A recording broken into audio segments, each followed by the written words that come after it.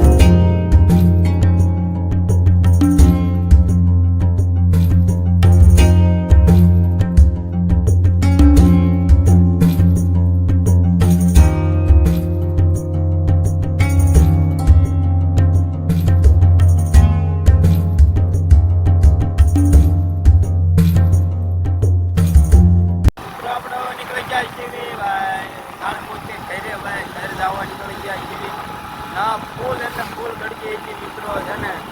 ભાઈ ડીજે વાગતું હતું એટલે ભાઈ છે ને